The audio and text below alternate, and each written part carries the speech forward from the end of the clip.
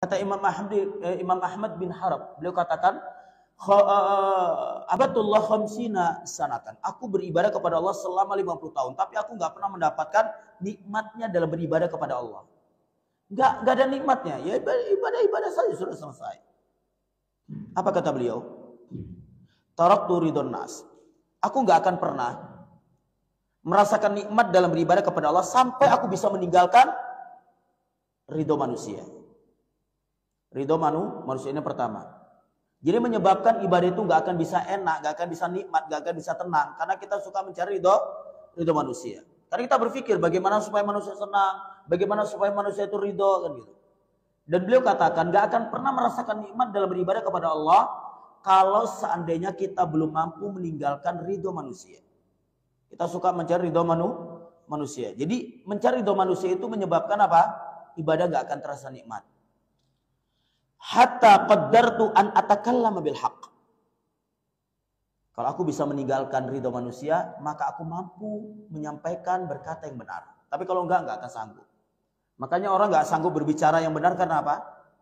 Ridho manusia. Enggak mampu dia. Berbicara yang hak itu enggak akan mampu dia. Pasti diputar-putar gitu. Gimana supaya hukum itu agak samar-samar, orang senang sama dia gitu.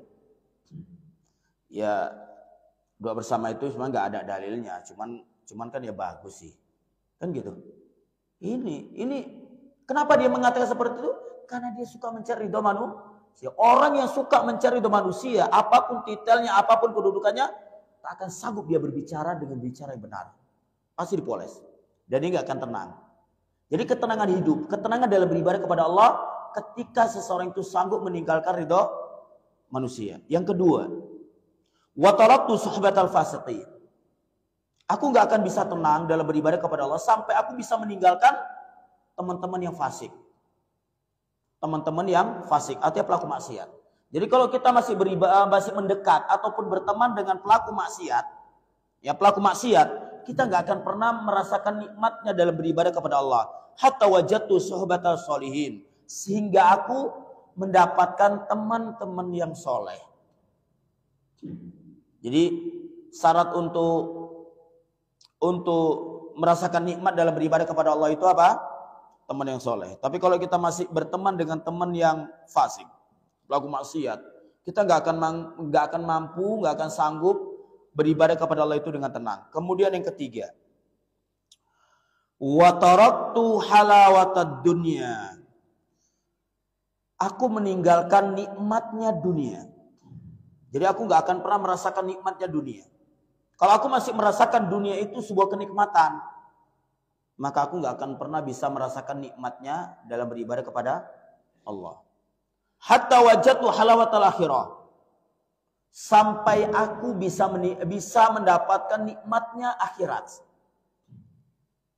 Jadi dalam masalah ini, ayo ikhwan, seseorang nggak akan bisa merasakan tenang dalam beribadah kepada Allah kalau dia belum merasakan nikmatnya negeri akhirat. Begitu banyak ayat-ayat Allah Subhanahu wa taala ya yang menceritakan nikmatnya negeri akhirat kekal.